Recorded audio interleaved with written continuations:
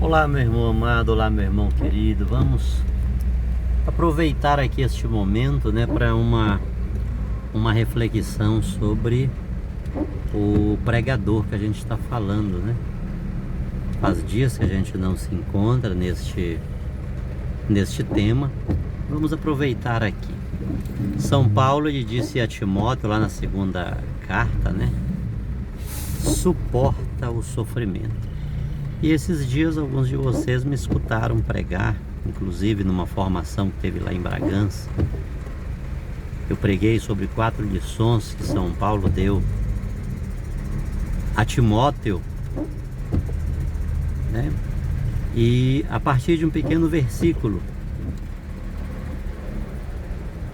E uma das recomendações que São Paulo deu a Timóteo foi: suporta o sofrimento, ser sóbrio, faz o trabalho de um evangelizador, né?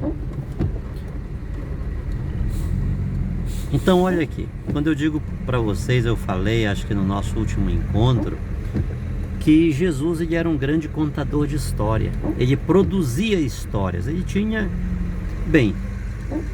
a natureza divina e a natureza humana, né? Então ele tinha capacidade para fazer qualquer coisa. Porém, Jesus, ele desenvolve uma tradição, porque Jesus não foi o primeiro contador de parábolas, contador de histórias, inventor de histórias de parábolas. Esta cultura, esta pedagogia de transmitir uma mensagem, seja ela teológica ou não, é muito antiga.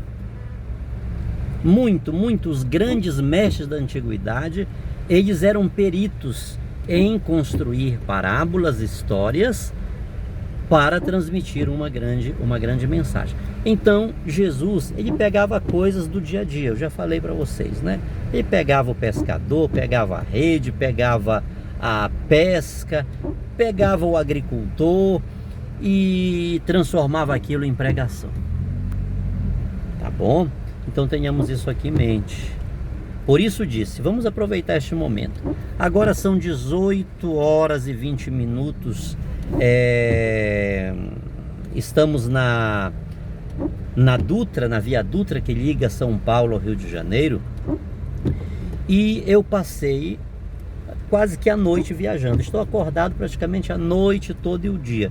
Não totalmente, porque eu fiz uma conexão de Belém em Brasília, e de Brasília peguei um outro avião para o Rio de Janeiro. E de Brasília ao Rio de Janeiro eu simplesmente desmaiei, acordei porque uma senhora me chamou já na chegada no Rio de Janeiro, no aeroporto, quando o avião estava pousando, né? Mas estou super cansado, muito cansado. Cheguei às 2 da tarde no aeroporto Santos Dumont, na capital carioca. Os meus filhos me foram buscar, mas na vinda deles de Volta Redonda ao Rio de Janeiro, houve um desmoronamento que comprometeu as 2 vias, a que vai a São Paulo e a que vai ao Rio de Janeiro, e também Rio-São Paulo. A estrada foi afetada. Então eles já chegaram lá atrasados. Ligaram para mim: olha, houve aqui uma situação, congestionamento muito grande. Eu esperei. Quando chegaram lá, embarcamos e pegamos a estrada para vir para casa. Tá bom? Provavelmente 2 horas saindo de lá, às 4 horas eu estaria em casa. Às 4 da tarde estaremos em casa. Mas já são 6 horas. E nós estamos exatamente porque esse congestionamento deu-se sentido São Paulo, Rio de Janeiro, antes da Serra das Araras. É uma serra, uma famosa serra do Brasil, está aqui no Rio de Janeiro, com uma descida de 8 quilômetros, né? É famosíssima esta serra. Então nós estamos aqui, eu não tenho ideia de quantos quilômetros de congestionamento nós temos aí pela frente. Debaixo de chuva, tá? Debaixo de chuva, tem horas que a chuva fica mais forte, tem horas que enfraquece, tem hora que fica naquela chuvica, mas está aqui. E, por sinal, né, o meu filho veio dirigindo, eu estou dirigindo aqui o carro. Bom, então veja bem, meu irmão querido, veja bem, meu irmão amado, o que é que a gente faz numa hora dessa? O carro tem asas? O que temos que fazer num momento deste? A nossa previsão de chegada em casa, eu não sei se até meia-noite a gente já conseguiu chegar. E agora estamos na subida, estamos no início da subida, né? Esses 8 quilômetros que a gente sobe a 80 quilômetros e desce a 40 quilômetros por hora, agora nós estamos aqui à base de 5, né? E parados, já passamos ali quase meia hora ou mais parados. Com certeza estão trabalhando lá na desobstrução da pista, né? De vez em quando a gente consegue dar uma carreirinha, mas esta aqui é a realidade.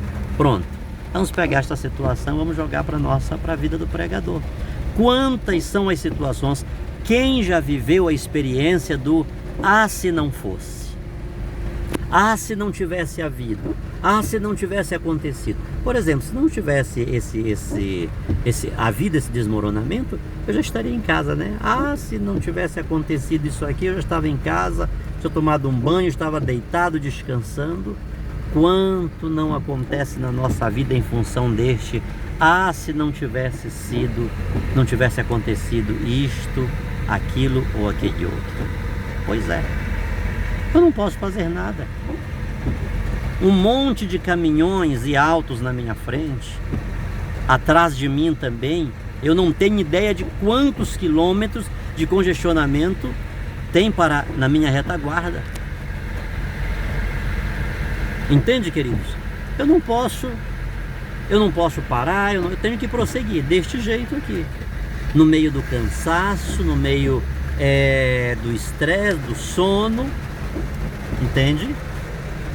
E São Paulo disse a Timóteo: suporta o sofrimento. O que estamos vivendo hoje, pontualmente, o missionário está vivendo este cansaço. Eu não estou no momento de pregação, no momento de... não se trata disso. Estou retornando de Belém do Pará, que fui deixar minha mãe, e cheguei aqui hoje. Estou indo para casa, simplesmente para casa. Mas aquelas pessoas que literalmente estão vivendo ininterruptamente a missão de anunciar o Evangelho. Quantas situações como esta acontecem? O que é que a gente vai fazer? Vamos passar por cima? Vamos estressar? Olha essa mensagem sábia que São Paulo dá a Timóteo: suporta o sofrimento. Eu não tenho nada para fazer. Eu não posso pegar o carro, colocar na cabeça, sair correndo de um lado para o outro e passar, não. Entende, amado? Talvez você também esteja vivendo uma situação que esta que o missionário está vivendo e colocou para você. Não é nada.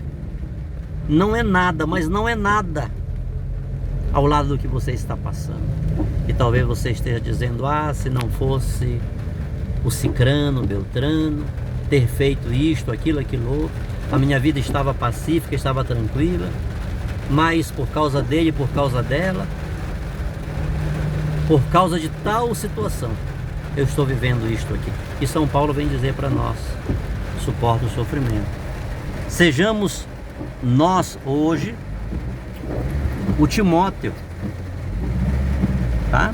Sejamos nós hoje o Timóteo, cada um de nós. E escutemos o mestre Paulo, São Paulo, que está dizendo para nós também: suporta o sofrimento. E antes dele falar isso, ele diz: ser sóbrio em tudo. Ou seja, suporta o sofrimento com sobriedade. Suporta o sofrimento com sobriedade. Que Deus nos ilumine, que Deus nos guarde, que Deus nos fortaleça. Que Deus nos conceda o Espírito Santo, né? Se fala-se tanto em Espírito Santo, e é legal, isso é bom, irmãos. Eu só não concordo com aquilo, como a maneira como se trabalha o Espírito Santo. E às vezes, quando chega nessas situações, cadê o Espírito Santo? Não é? Para onde foi? O que aconteceu? O que é que a gente faz com ele? O Espírito Santo é exatamente ele que nos dá força, nos encoraja, nos capacita, nos dá as habilidades para suportar o sofrimento. Como Jesus suportou, como os santos e santas suportaram o sofrimento. Peçamos ao Espírito Santo, porque muitos de nós estamos... Quantas pessoas estão jogando a toalha? Quantas pessoas estão abandonando a fé, abandonando a igreja, abandonando aquele chamado tão promissor, tão glorioso? Pessoas que tiveram um ministério tão maravilhoso, mas não viveram aquele... se não tivesse acontecido aquilo. É fácil servir a Deus, é fácil continuar com a missão quando tudo é favorável, os ventos não são contrários, quando tudo nos leva para frente, quando todos estão aplaudindo, elogiando. É muito simples, é muito fácil, é confortável, e a gente leva o estigma de homens e mulheres de Deus. O meu líder, Mas quando acontecem as situações, continuamos? Persiste o homem de Deus, a mulher de Deus? Pois esta é a hora, queridos. Dizer que temos o Espírito Santo, que a gente faz e acontece com o Espírito Santo, ele nos usa de múltiplas maneiras para interferir na vida das pessoas. Sim, e nestas horas, por que tantas pessoas estão negando a fé? Por que tantas pessoas estão abandonando o caminho, a missão, a vocação? Porque depararam-se com uma situação, com um sofrimento tão grande e não souberam suportar. Clamemos ao Espírito Santo hoje, peçamos a Ele que nos oriente, que nos dirija, que nos ensine a suportar o sofrimento, que nos ensine, inclusive, a aprender. O sofrimento é uma escola. Todos os mestres da antiguidade de espiritualidade, todos os mestres antigos de espiritualidade, eles viram no sofrimento uma oportunidade de crescimento, de superação, de entender melhor, de dar um passo a mais. Talvez seja o nosso grande momento, talvez a grande experiência que precisamos fazer com o Espírito Santo e ter com o Espírito Santo hoje é essa: suportar o sofrimento. Tudo está do avesso, quantas pessoas envergonhadas. Eu vou continuar falando de Jesus, que Ele cura, que Ele liberta, se a minha família está do jeito que está, o meu pai, o meu filho, a minha esposa, o meu marido, o meu irmão, a pessoa que trabalha comigo aqui na igreja, que me acompanha, é o meu braço direito, está agora com esse câncer. Eu vou continuar a falar de Jesus. Não, parou para mim, não deu mais. Eu falar desse Deus que é o dono do ouro e da prata, quando eu estou com a luz cortada, sem telefone, sem carro, tenho carro, mas já está aí o tanque enferrujado porque não tem combustível para colocar? Não, para mim não dá mais. Entende, queridos? É hora de suportar o sofrimento.